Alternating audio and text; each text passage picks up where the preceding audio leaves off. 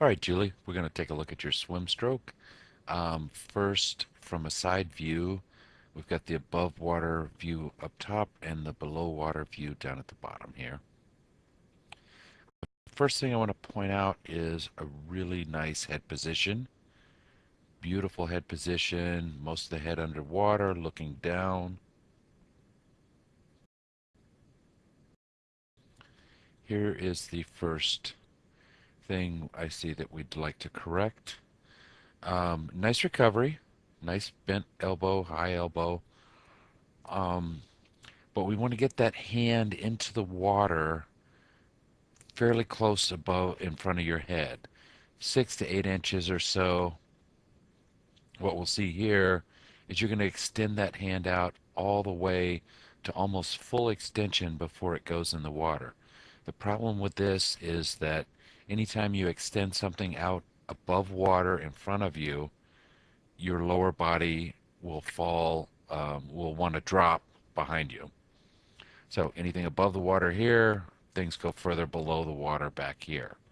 So rather than extending that arm out fully before you enter the water, we want to see the hand enter the water about 6 inches in front of your head, and then that will be followed by the wrist, followed by the forearm, and followed by the upper arm, all going through that little hole that your hand pierces.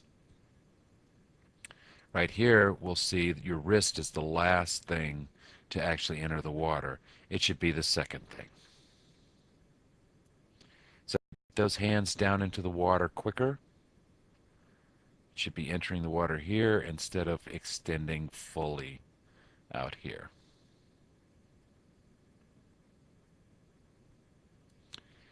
When you do extend that hand out like that, like I said, the lower body wants to fall, wants to drop. Your brain senses that. Your brain doesn't want that to happen. So what it's going to do is force you to do something to keep your lower body up. And the things that you can do are have a good head position, which you already have. Um, the other two things you can do is kick really big, or with this forward hand, you can just push straight down. By pushing down, that helps bring your feet back up. What I'd like to see happen here, wrong, let me do this. Would like to see that upper arm out here. Nice high elbow. We start with a catch where the forearm goes out here and the hand like here. Very similar to what you've got here. The next move, that elbow stays high, the forearm goes lower, followed by the hand. Or not followed by the hand, but with the hand pointing down as well, the wrist flexed. Next move, that elbow maybe comes down just slightly, arm more and hand more. So we're actually pulling through the water rather than a pushing down motion. We're seeing a motion that looks more like it starts this direction and eventually goes further back that direction. Um, you may have heard this referred to as your arm around a barrel. So if we think that, imagine there's a barrel down there in the water, we want to wrap that arm around that barrel.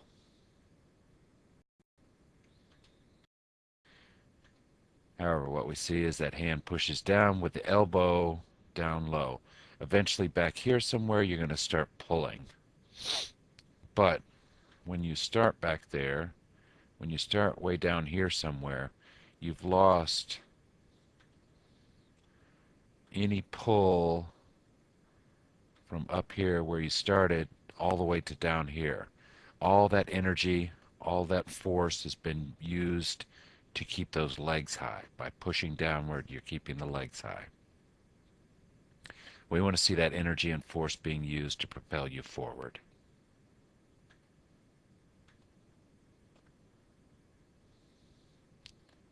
Same thing on this side, hand pushes straight down.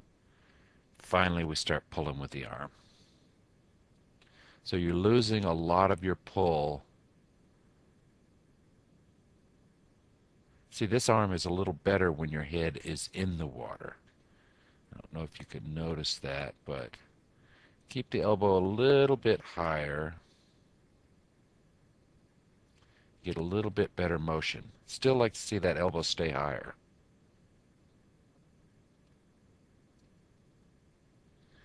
Okay, so the arm's entering the water, first thing. It'll allow you to have a nice high elbow. And then here's the next thing. If we watch in the top view, we see your head right now. Um, your eyes are looking down just ever so slightly forward. Your head in a nice angle with your spine, right in line with your spine.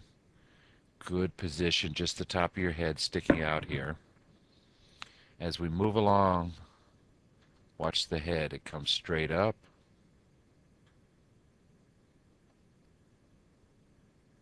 And let me go back just a little. We can see your entire forehead up out of the water here, the entire top of your head, your entire right side of your head.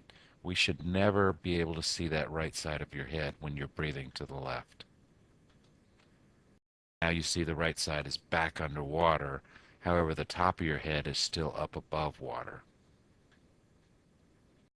So you've lifted your head. Now you're back to a good position here. This looks much more like what we want you to do.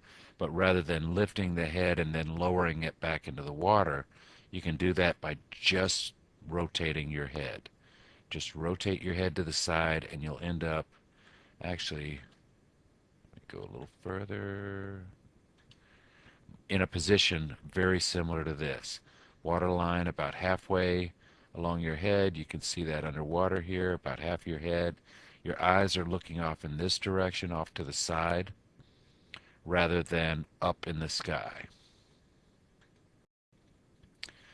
Right there would be almost perfect head position had you rotated to this position rather than lowered the head back down to that position. And then once again, you rotate back to a beautiful head position. Very nice head position there.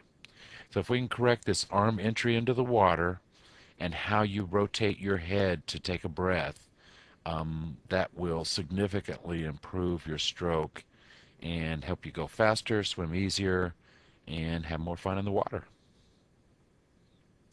Great job, Julie.